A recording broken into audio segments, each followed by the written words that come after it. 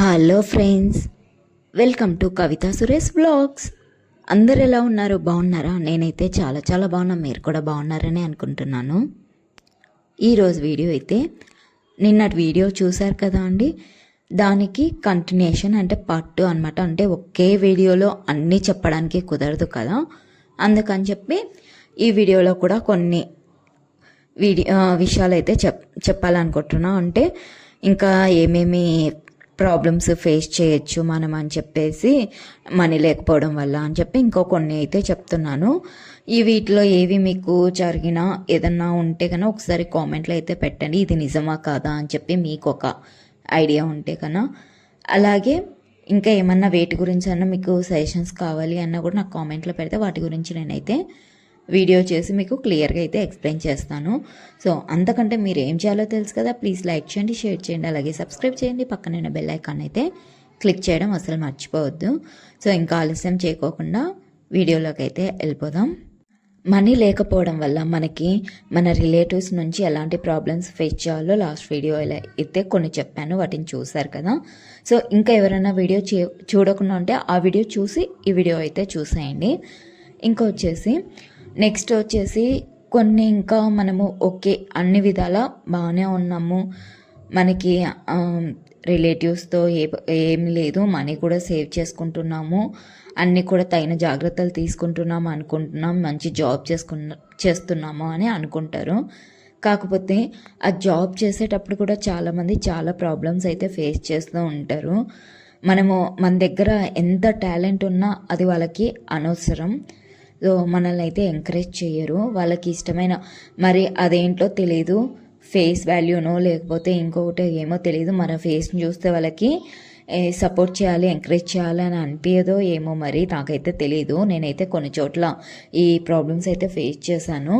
ఎంత మంచి hard work చేసినా కూడా మనల్ని ఏమీ చేయన వాళ్ళలాగానే ట్రీట్ చేస్తారు. కొందరైతే కన్నా ఏమీ చేయకపోయినా వాళ్ళని అయితే ఇలా పైకి తీసుకెళ్తారు, వాళ్ళకి శాలరీస్ కూడా ఎక్కువ ఇస్తారు. మన దగ్గర ఎంత టాలెంట్ ఉన్నా కూడా తక్కువ శాలరీస్ ఇస్తారు.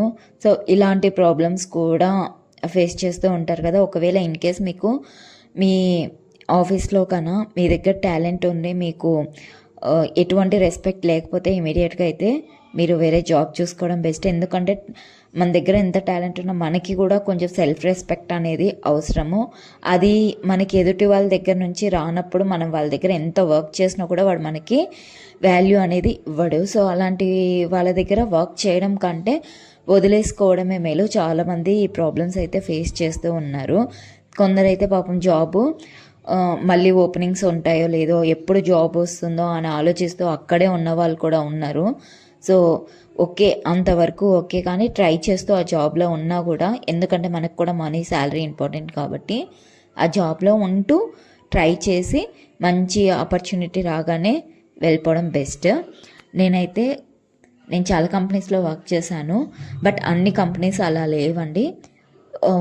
నేను ఫేస్ చేసినంత వరకు 1-2 కంపెనీస్ అలా ఉన్నాయి, కానీ రిమైనింగ్ కంపెనీస్ అన్నీ కూడా నాకు చాలా బాగున్నాయి.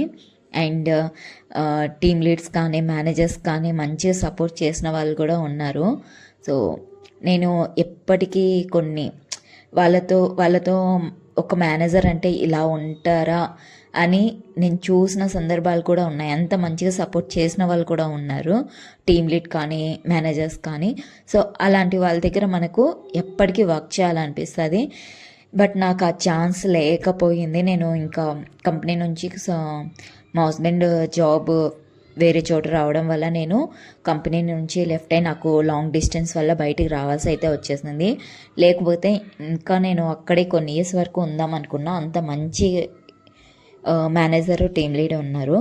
అలాగే మీకు కూడా ఉంటే కన్నా వాళ్ళ దగ్గర అయితే జాబ్ శాలరీ కంటే కూడా సెల్ఫ్ రెస్పెక్ట్ అనేది ముఖ్యం కదా. సో మన వర్క్ చూసి వాళ్ళు మనల్ని రెస్పెక్ట్ చేస్తారు, అలాగే మనకి వాళ్ళే ఇంక్రిమెంట్ అనేది కూడా ఇస్తారు. కాబట్టి అలాంటి ఆపర్చునిటీ అయితే అస్సలు వదులుకోవద్దు. అలాగే ఇంకా మనకి నైబర్స్ దగ్గర నుంచి కానీ, ఎక్కువ నైబర్స్తో కూడా ఎలా అంటే కన్నా మన దగ్గర ఇలా ఉంది, అలా ఉంది, అంత ఉంది, ఇంత ఉంది అని చెప్పుకోవడం కూడా ఎక్కువ. అంటే ఎక్కువ డిస్కషన్ పెట్టకపోవడమే మంచిది. అంటే మన ఇంట్లో పర్సనల్ విషయాలు కూడా మన నైబర్స్తో చెప్పకపోవడం బెస్ట్ అండి. ఎందుకంటే మనము ఇంటి గుట్టుని బయట పెట్టుకోకూడదు అనేది నా ఒపీనియను.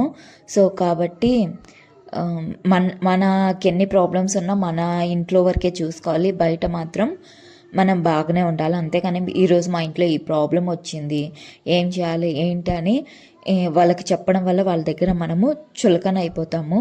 సో కాబట్టి వాళ్ళు మనల్ని నెక్స్ట్ ఎలా చూస్తారంటే ఇంకా మన దగ్గర ఏమీ లేదు, మనల్ని ఇంకా అంత తీసేసినట్టు మాట్లాడతారనమాట. కాబట్టి అలాంటి నేబర్స్ దగ్గర కూడా ఎక్కువ మీకు తక్కువ ఉన్నా సరే మేము బాగానే ఉన్నాము, ఓకే, మాకు మరీ అట్లని గొప్పలు చెప్పుకొని బతకమని నేను చెప్పట్లేదు, బట్ ఉన్నంతలో హ్యాపీగా ఉన్నాము మాకు మేము అని చెప్పేసి అనుకుంటే చాలు. అంతేగాని మాకు అప్పులు ఉన్నాయి, కష్టాల్లో ఉన్నాము అని అయితే ఎప్పుడు ఎదుటి వాళ్ళ దగ్గర చెప్పుకోకండి. ఇంట్లోనే ఏమున్నా సాల్వ్ చేసుకోండి. అలాగే గొడవలు కానీ ప్రాబ్లమ్స్ కానీ ఏమున్నా కూడా బయటకైతే పోనివ్వద్దు. అలాగే పిల్లల విషయంలో కూడా ఎటువంటి లోటు చేయొద్దు. మనీ సేవింగ్ అనేదే ఉండాలి. అలాగే మనకి పిల్లలకి ఏం కావాలో కూడా చూసుకోవాలి. వాళ్ళను మరీ ఏమీ లేకోకుండా పెట్టాలని అయితే చెప్పను. ఎందుకంటే వాళ్ళకు కూడా సమ్ నీడ్స్ అవసరం కదా. కొన్ని వాళ్ళకి బుక్స్ అవసరము, చదువు, మంచి స్కూల్లో వదలాలి, మంచి ఫుడ్ ఇవ్వాలి, ఫ్రూట్స్ వెజిటేబుల్స్ అన్నీ మంచిగా ఇవ్వాలి, వాళ్ళకి మంచి డ్రెస్సెస్ వేయాలి, సో మంచి లైఫ్ ఇవ్వాలి. మనం ఇవన్నీ సేవింగ్స్ చేస్తూ కూడా వాళ్ళకు కొంచెం అమౌంట్ అనేది తీస్తూ వాళ్ళకి కావాల్సిన వస్తువులు తీసుకుంటూ వాళ్ళని కూడా మంచిగా చూడాలి. ఎందుకంటే చిన్నపిల్లలు కదా అండి, ఎవరన్నా ఏదన్నా కూడా వాళ్ళ మనసులో అనేది అలా ఉండిపోద్ది. కాబట్టి వాళ్ళకి ఎటువంటి ప్రాబ్లం లేకోకుండా మనకున్నంతలో వాళ్ళని మంచిగా చూసుకుంటే, అంటే స్కూల్ ఫీజులు కానీ బుక్స్ ఫీజు కానీ కొన్ని ప్రాబ్లమ్స్ వల్ల డిలే చేస్తూ ఉంటాము. సో అవి పిల్లల వరకు వెళ్ళిపోకుండా, అంటే పిల్లల్ని అందరి ముందర అడగకుండా, కాబట్టి అలా చేయకుండా ఉంటే మనమే ముందు పోయి కట్టేస్తామనుకో, సో మన పిల్లల్ని కూడా వాళ్ళు అడగరు, మా క్వశ్చన్ చేయరు, ఏం చేయరు. కాబట్టి పిల్లలు అనేది కూడా ఓకే హ్యాపీగా ఉంటారు. పిల్లలతో ఓకే మా పేరెంట్స్ ఫీజు కట్టారు, మేము చదువుకోవచ్చు అని చెప్పి ఉంటారు. అదే ఫీజు కట్టకపోతే టీచర్స్ ఒక పక్క అడుగుతూ ఉన్నారనుకో, స్కూల్ వాళ్ళకి అదే పడుతుంది, ఫీజు కట్టలేదు అడుగుతున్నారు, స్కూల్కి వెళ్ళాలన్నా కూడా వెళ్ళలేకుండా ఉంటారు. సో ఇలాంటి ప్రాబ్లమ్స్ కొన్ని అయితే చేంజ్ చేసుకుంటారని నేను కొన్ని నాకు తెలిసినవి అయితే చెప్తూ ఉన్నానండి, అన్నీ కాదు. సో ఎవరు కూడా నెగిటివ్గా తీసుకోవద్దు. నేను చెప్పేటి నిజమైతే ప్లీజ్ నాకు ఒక కామెంట్ పెట్టండి. సో నేను చెప్పేది ఓకేనా కాదా అనేది కూడా నాకు అర్థమవుతుంది. అంటే ఇలాంటి నిజాలు చెప్పచ్చా లేదా అని కూడా నాకు ఒక ఐడియా అనేది వస్తుంది. సో మీకు నచ్చితే కనుక ఒక కామెంట్, ఒక లైక్ అయితే వెయ్యండి. మంచి ఫ్రెండ్స్ను కూడా ఎప్పుడు వదులుకోవకండి. సో ఎవరు మనకి రిలేటివ్స్ కంటే కూడా ఎక్కువ స్నేహితులే మనకి మంచి సపోర్ట్ అనేది ఇస్తారు. సో అలాంటి ఫ్రెండ్స్ దొరకడం కూడా ఒక విధంగా అదృష్టం అనే చెప్పుకోవాలి. సో కాబట్టి అలాంటి ఫ్రెండ్స్ని ఎప్పుడు ఏ విధంగా అయినా సరే దూరం చేసుకోకండి. అండ్ మెయిన్లీ డబ్బు విషయం దగ్గర అస్సలు దూరం చేసుకోకండి. ఎందుకంటే సపోజ్ ఫ్రెండ్ డబ్బులు ఇచ్చి అడగలేకపోతే, మనము ఇవ్వలేకపోతే ఇద్దరి మధ్య సమ్ డిస్టర్బెన్స్ క్రియేట్ అవుతుంది. సో కాబట్టి డబ్బుల దగ్గర కూడా ఎప్పుడు ఫ్రెండ్స్ దగ్గర మాత్రం డబ్బుల్ టాపిక్ తీసుకొని రాకపోవడమే బెస్ట్. నార్మల్గా మంచిగా మాట్లాడుకుంటూ ఉండండి. మంచి ఫ్రెండ్స్ని అయితే సంపాదించుకోండి. సో ఇదే అనమాట ఇవాళ వీడియో. నేను మంచి మాటలే చెప్పాను అనుకుంటున్నాను. మీకు ఎలా అనిపించిందో నాకైతే కామెంట్లో పెట్టండి. సో నెక్స్ట్ ఇంకా ఏమైనా మంచి వీడియోస్ కావాలన్నా కూడా నాకు కామెంట్లో తెలిపితే వాటి గురించి అయితే నేను నెక్స్ట్ వీడియో అయితే చేస్తాను. సో నెక్స్ట్ వీడియోలో మళ్ళీ కలుద్దాం. అంతవరకు టేక్ కేర్, బాయ్.